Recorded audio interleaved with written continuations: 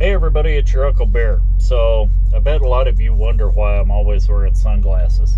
It's because I'm too damn dumb to know where to look when I'm doing these videos. That's the long and the short of it.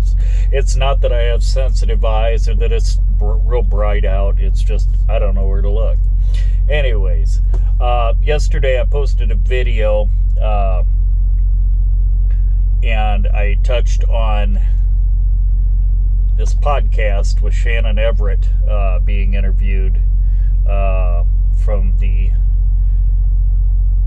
American Truckers United group. And anyway, I saw it today on their Facebook page, which you should go check out, and go check out their website. Their website is AmericanTruckers.com without the United in there. But anyway, I saw on their page this morning that an Oklahoma State Senator, Kendall Sakieri, I hope I'm not butchering that last name, is pushing a bill. The state senator is pushing for the English language to be used, and non-domicile CDLs should be eliminated, etc., etc. I contacted South Dakota State Senator Taffy Howard yesterday, and I sent her the podcast, and she actually listened to it last night, and she's going to see what they can come up with at the state level also.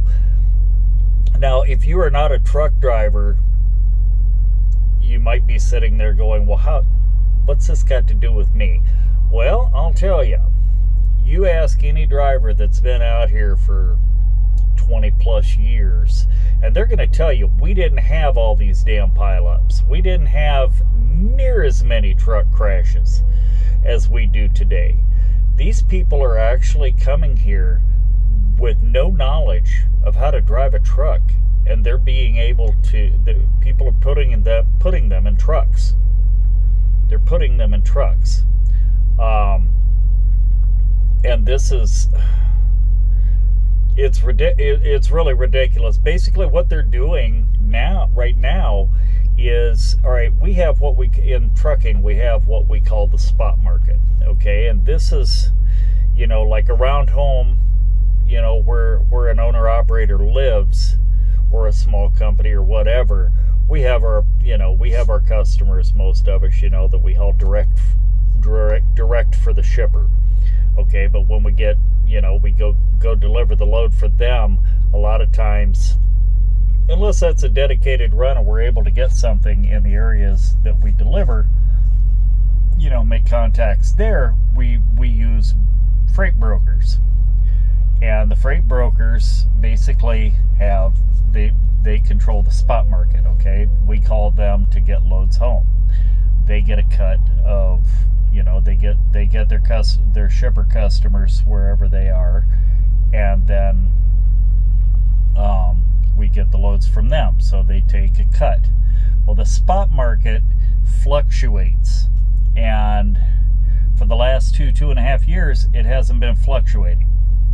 At least not for the reefer, not on reefer freight for sure. I don't know. I honestly don't know on the dry van and flat and tanker and stuff like that. But on reefer, it hasn't been fluctuating. It's just been shit rates. And this is the reason for that, is because these companies that have these foreign drivers in their trucks, they are hauling that stuff for half what we're able to. Part of the reason that we have over 100,000 American trucking companies out of business in the last 2 years is because parts prices have gone through the roof.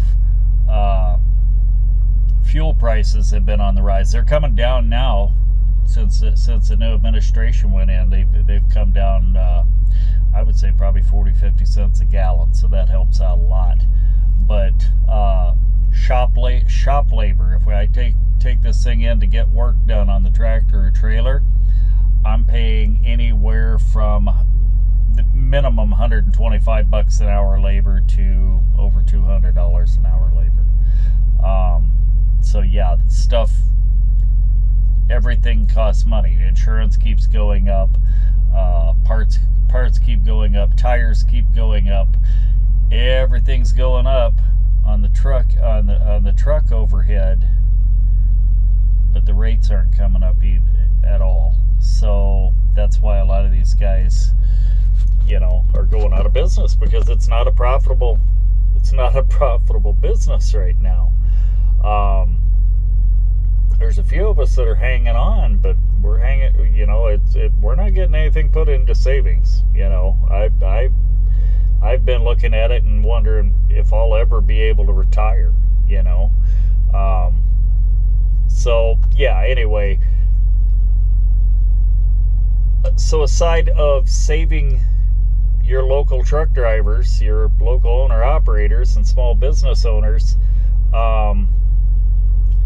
the other thing that needs to be done about this is put yourself in the position of having a loved one, or you being the loved one that gets wiped out by one of these people. Because it's happening. I mean, we all remember the flatbed out in Colorado that drove right past the escape ramp and then got into a horrific accident, killing people, and he'd been deported before. There was the one a couple weeks ago down in Austin, Texas, that killed, how many did he kill? 5 and injured 11? He shouldn't have been driving.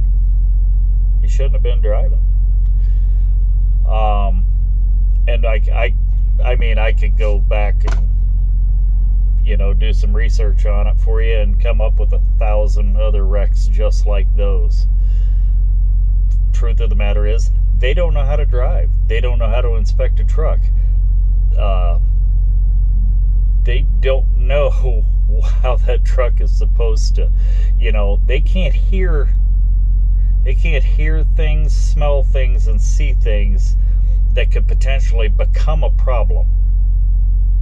See, that's the secret to being a truck driver. You have to, and obviously somebody coming fresh out of driving school isn't probably going to know those smells or sounds or sights either. You learn them over time. But I remember one year I was driving down the road and I smelled something. It didn't smell like transmission, and it didn't smell like rubber, so it wasn't a tire or a belt. It didn't smell like brakes. Like, I could not place that smell to save my life, and then it quit. It just went away. And I'm like, what in the hell was that smell? Well, at that time I was just doing regional stuff, and I got to where I was loading, and I popped the hood, and I'm on the driver's side, and I'm going to clean the salt, off my windshield. And I'm on the driver's side, and I lift the hood up, and I see something over on the passenger side of the engine compartment dart back under the bunk, under the cab, and I'm like, what the hell was that? I go over there, and I crouch down, and I look under there, and son of a gun, here's a raccoon. Well, I had delivered to a place in South Dakota that had a wooded area behind the warehouse there, and I'm guessing that while I was there unloading, that little rascal got up under there, because it, like I say, it was winter time. I mean, the roads weren't bad or anything like that, and it wasn't snowing, but it was cold out, and anyway, he must have got up under there because it was warm. And what I smelled burning was probably him sitting there, and his fur would touch the turbo, which is about 500 to 600 degrees when you're going down the road, I imagine.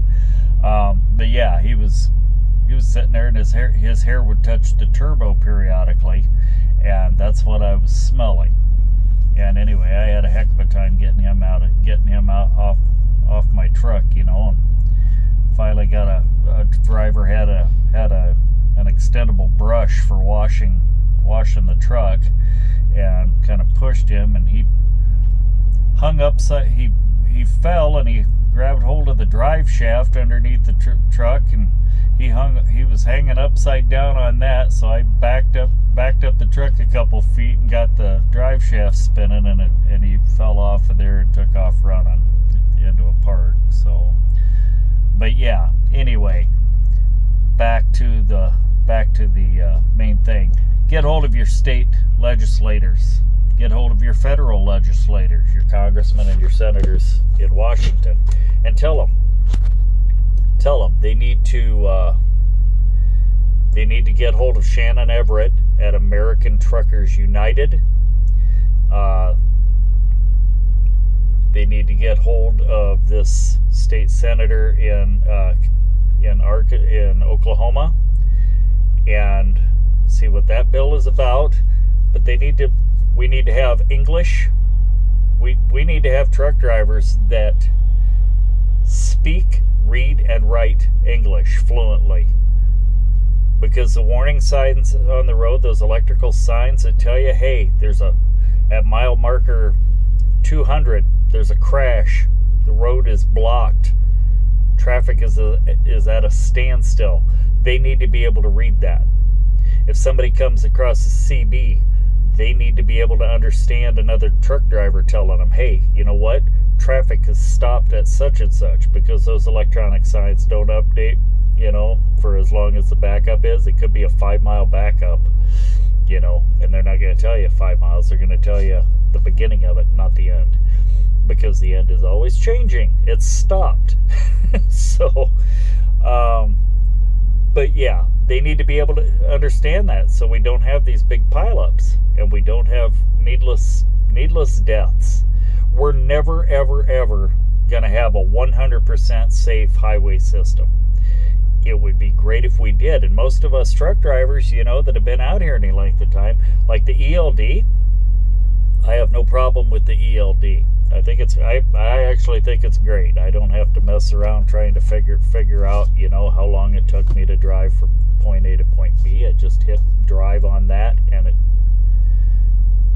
it figures that stuff out for me. I don't agree with the current hours of service regulations, just because some of the stuff's really stupid, and it actually creates more fatigue than it gets rid of.